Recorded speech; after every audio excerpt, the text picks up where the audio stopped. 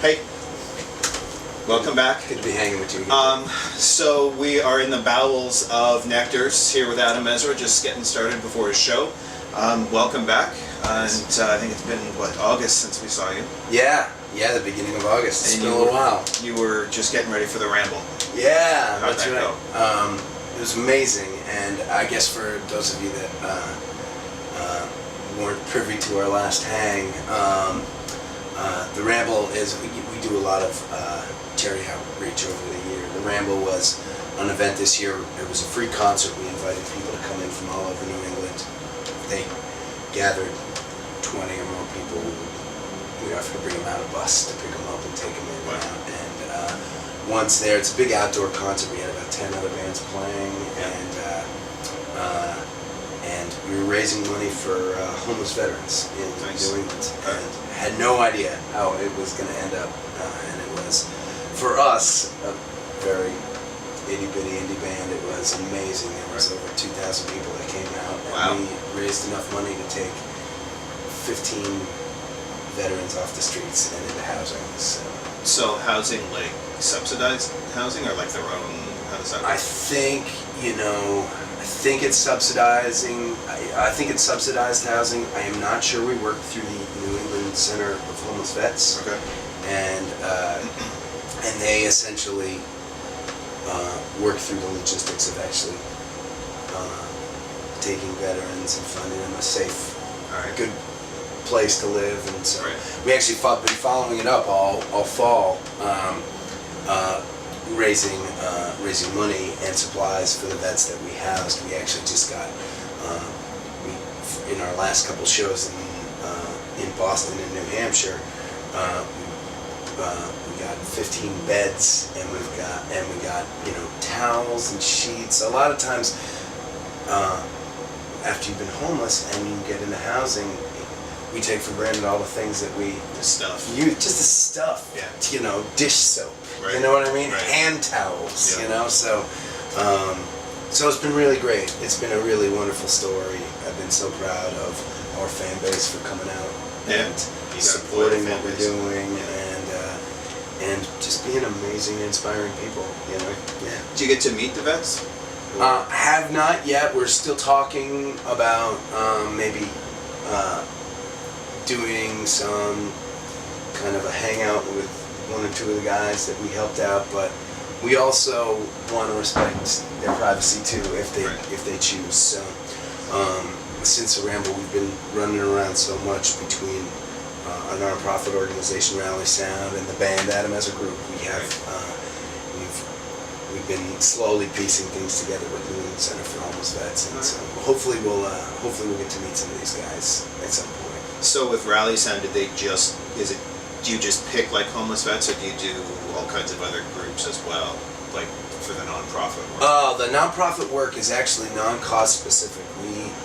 We endeavor to support people that are trying to make the world a little bit better in various ways. We help them set up live music events, and we have a staff of people that can help connect people to the nonprofit organizations that they care about, help them through the logistics of planning an event and setting up events. Sometimes the very small events, like a high school kid had us come in. She was raising money for, there was an orphanage that she decided that she wanted to support in Africa. We came in, there were 50 people. And then of course we did the Pan Mass Challenge, which has over 10,000 people and raises $32 million for cancer research. So it's like across the board, and we love all the work that we do.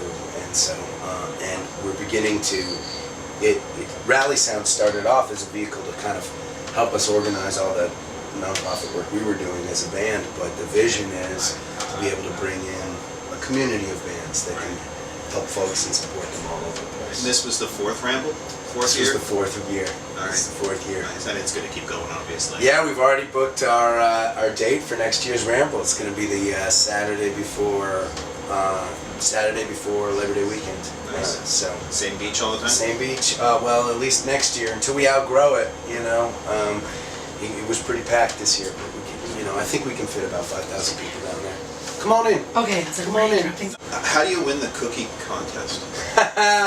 That was something started by the fans at the Ramble. What we do in addition to it being a live concert event, the Ramble is also a vehicle for nonprofit organizations around New England to kind of spread the word about the projects that we're doing. We invite the people that are there to engage while they're there. So there were over 30 different booths with different nonprofit organizations represented, talking about the things that they're doing. Some of them were doing art projects. It was just an amazing thing. And one thing that we also encourage our fans to get involved too. And one fan began a cookie bake-off, which is always a highlight. Now we have, there's probably 30 people that bake these giant platters of cookies, and basically, I mean, it's very loose. It's, you can eat as many cookies as you want. You put money into the tin of the cookie that you like the best, or something like that. Believe it or not, it's year 4, and I still haven't ever been able to make my way over to the cookie bake-off table. So it's always a busy day for me, but it's a pretty awesome thing. So you're on tour now for your new album? Yeah, it's kind of an on again. You can close that if you want. It's kind of a, we're the kind of band that's kind of perpetually on the road. So right now we are doing a lot of Northeast stuff, which means we'll go out for a handful of days. We'll have a handful of days off. We'll go out for another handful of days.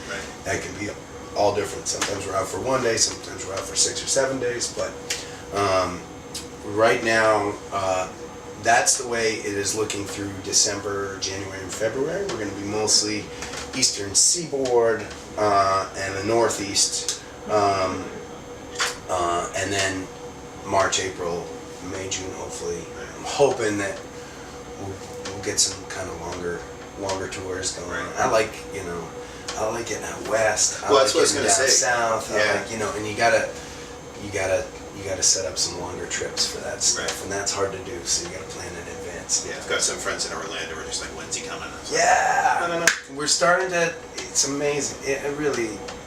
It's gotta feel great. It's an overwhelmingly amazing. I've just been a guy that was hired to play in bars my whole life. And to be able to go to places. We had our first show this spring in Salt Lake City, and never played there before.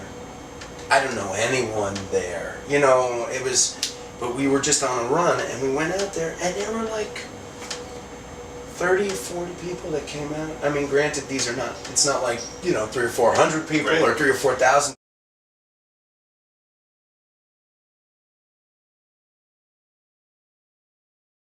Granted, it's not like, 300 or 400 people or 3,000 or 4,000 people. We're a very small band, but like, to be in a place that's so far from home and to just have people that have heard of us, I don't know how, but we've never been a band that has any kind of industry contacts or resources to speak of. So this is just people hearing about it on Facebook or, Twitter, So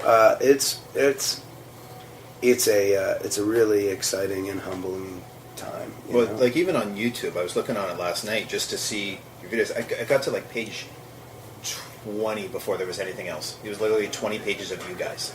Yeah, people are posting a lot of videos these days, and we were super lucky enough that the Devil Came Up to Boston video is still getting a bunch of traffic, so it's got over 250,000 views right now. Is that all finished? The controversy? No, controversy is still going. I'm expecting a lawsuit any day now, as a matter of fact. Yeah, the Charlie Daniels people are not very. Is it the actual band, or is it the? I know that Charlie is not a big fan of the song, but his publishing company, Universal, is. They have, in fact, if you go onto the video, there is a commercial before the video plays. And that was put there by Universal Publishing, and all of that money goes back to Charlie Daniels people. None of it goes to us. Wow. Isn't that crazy? That's crazy. That's crazy. Yep. Well, we're swimming around. We're swimming around with some big fish on this one. That's amazing because it's just so they're still kind of bullying us around, saying that we can't put it on albums and stuff like that. And it's already there. I don't know what we're gonna do eventually or what's gonna happen, but they can certainly threaten us with some very serious lawsuits that have some very serious consequences. So it's scary, and and also kind of cool that they're even noticing who we are. Like, you know, I don't, you know, it's great. So we'll see what happens. Yeah, then, it's, you know, all publicity is good publicity. But you I don't think wanna get so. your I asses mean, sued. we're clearly the good guys on this. We went to their people and we said, you know, hey, we want to release this. We want to share. We want to share rights. You know, our management said, you know, Adam's a big fan of Charlie's, and Right. this is as much a tribute to him as it is Yeah, to it's a Boston, great or song, yeah. you know. So and you know, but I think folks get greedy or possessive or whatever. So you know, Yeah. who knows? Who knows? So what? Tell me about the new album. We just came out with our first live album, and as you know, we're a live band more than anything Yeah. else, and so we've never really, I felt, captured the spirit of the live show, and so we came out with our first live album. It's called Better Than Bootleg, and Volume 1. We're already working on Volume 2 right now, and you know, I think for me, it's going to be what we hope to do. Kind of henceforth is just keep coming out with live material in addition to the studio stuff that we're doing. But you know, we play so many songs, and even older songs that we've recorded a long time ago. We always like recycle them and rework them, and they become different songs and different things. And so it feels right to be releasing live music all the time. It's a good thing about a live album. You can do that if you keep changing stuff around. Yeah, and luckily our keyboardist Josh has become a really great mixing engineer, so we're getting tracks from shows whenever we can get them, and then you know what you can do is you can take a feed from the soundboard at a show, and you can have all the tracks multi-tracked, so then you can remix the song after it's done, and luckily we can do that in-house now pretty well, so it's awesome. What made you choose Tupelo Music Hall? Well, we did 2 CD release concerts. One was at Tupelo Music Hall in New Hampshire, and one was at Bright Music Hall in Boston. And you know, obviously we were going to have a Boston CD release concert, and actually the tracks from this live album were recorded from a show that we did at Tupelo. That was just an awesome, fun, Sounded good amazing from the show. night. It's a room that's really kind of built for really pristine sound. So we thought that it would be a great, and it just kind of worked out. We were scheduled to kind of set something up there in the fall anyways, and we've got this amazing fan. I mean, that show sold out a month and a half in advance or something like that. It was great. You got some old stuff on there. It's like Little Miss Hallelujah. It's not We got terribly older old, stuff. but it's older. We've got some brand new stuff that has never been released before. We've got stuff that's older than Miss Hallelujah on there, you know, and we've got some songs that were on our latest album, Daniel the Brave. Daniel the Brave's kind of it's an introspective kind of mellow acoustic album, and so there's a little more live energy to some of that stuff too. So Right, and I like the little monologue before. What is this song from a shithead? Desperate Plea from the Heart of a Shithead. Right. It's like this 2-minute preamble. Yeah. That was good. Yeah, thanks. Well, that's, you know, one of the things that I love about our live shows is that, you know, it's not about us playing music at people. It's about a hang together, you know. And so I wanted to make sure that we captured some of that on the live album. Yeah, you know, I was going through the videos, and I found some video of you guys at a outdoor concert, and then all of a sudden you came off stage and started playing with them, and you did Country Road. Oh yeah. And the camera was panning around, and looked like there were like 30 people there, and it's just like, whether you're playing for a lot of people or little people, you get the same show. That's it. We were playing in Poughkeepsie last night, our first time ever in Poughkeepsie, New York. We were scheduled to do a charity event there in the fall that we had to cancel for touring purposes. I don't know why. There was just some mix-up or something. We ended up having to cancel, and then it was supposed to be this big, awesome charity event. I felt so bad, you know. I talked, kind of huddled up with our booking agent and said, okay, what can we do for these guys? And you know, we basically went to them and said, you know, pick a time and a place if we can be there. We'll do it. So they chose this tiny little place in Poughkeepsie, this tiny little bar called Pickwick Pub, and we set up there, and it was like at the end of the night we did the same thing. We just kind of unplugged. I sat on the bar. We hung out and sang some songs together for a while. That's, you know, and people really appreciate it. I think that's why you've got such a loyal fan base. Oh man, I appreciate it. You know, to be able to connect powerfully to the people that you pay for, the fact that people pay money to come out and see me strum these little songs I write in my basement. It's an amazing thing. Yeah, or cover TikTok. Yeah, that's right. That was it. So, and that's another thing, you know, as you know, we try not to take ourselves too seriously. We try to have as much fun as possible, and sometimes. Well, that's why I kept searching. I was like, what the hell else has he covered? Right. And it's like you did that, you've got a, Come on in.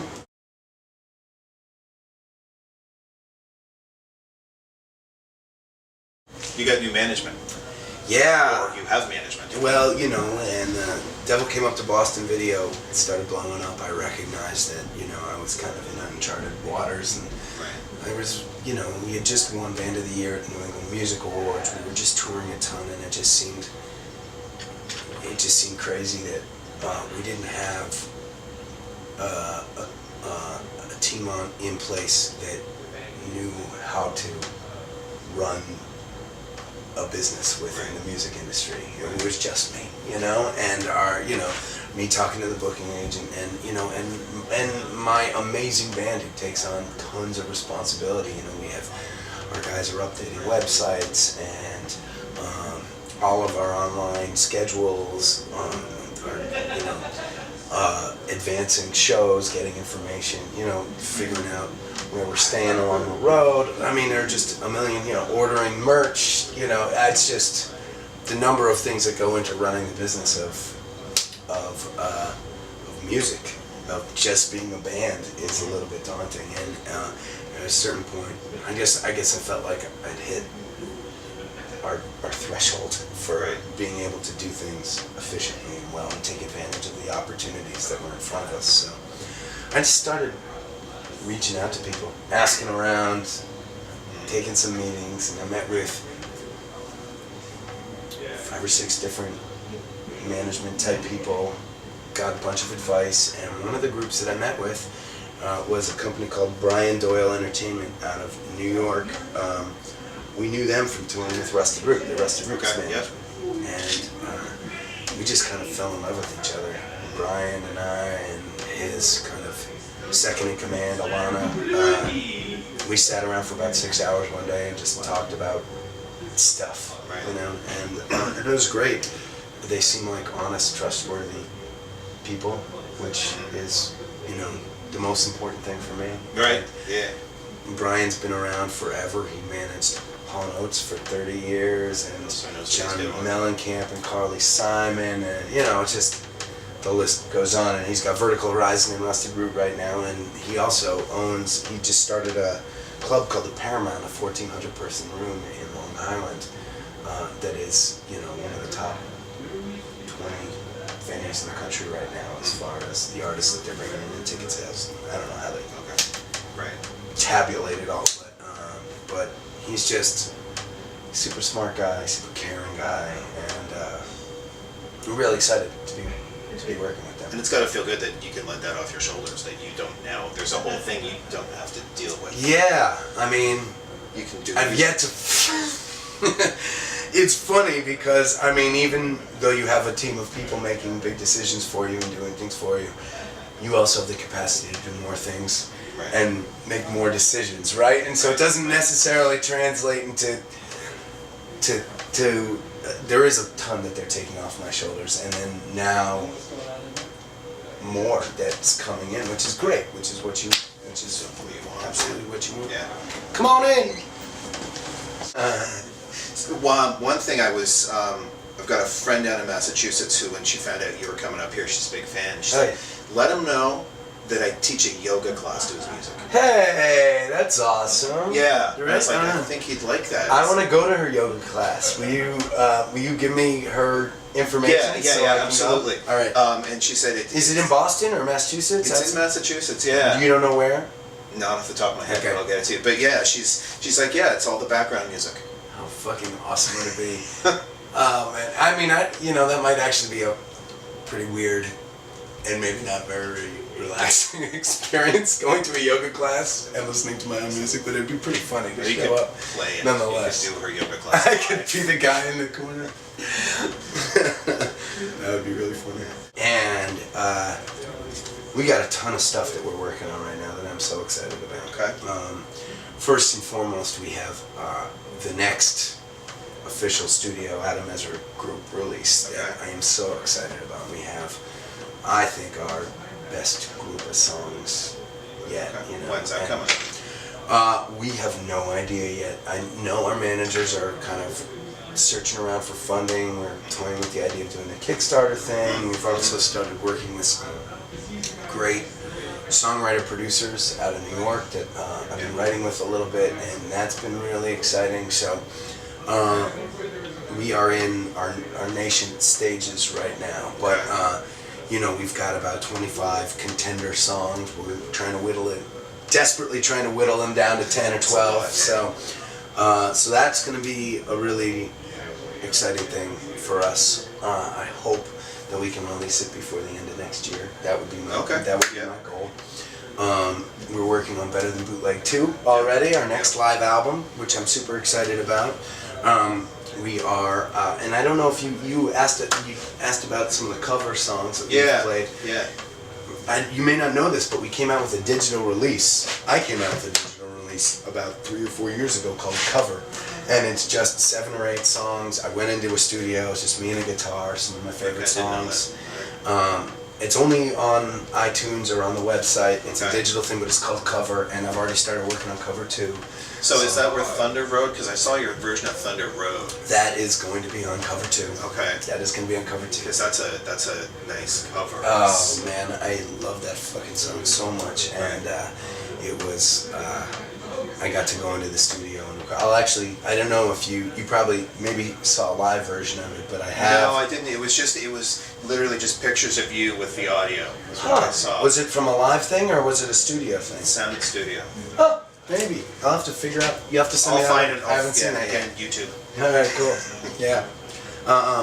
So that's 3 potential releases, and the 4th is a really other exciting project. There's an indie movie called Folk Hero and Funny Guy, and I'm currently writing the soundtrack for the album. One of the characters is a folk musician, and I'm writing all of his music right now, which is awesome. And we're gonna, me and the band are gonna be recording it. Whether or not they're shooting in March, and they're still talking to a bunch of different actors. We don't know how it's gonna work as far as. Is the actor going to be good enough to play guitar and sing the songs, or am I going to be kind of ghost singing and playing? But that's been a really fun project for me to be involved in. So you've only got 4 albums coming out. Hopefully. Excited. Excellent. What's coming up tonight? What are you guys doing? I have no idea what to expect tonight. As always, we never plan before we jump onto that stage, but it's nice to be back in Burlington, and we haven't played in Nectars for a real long time, and hopefully the ice storm isn't going to keep people away, but if it does, we still get to jump up there and play music. Well, exactly. So it's a win-win, and we're playing with some other great bands tonight. I know Lucid is going to be headlining later, and I always love coming through town here. So, and I really appreciate you taking the time. Oh my God! Anytime you come in. Awesome.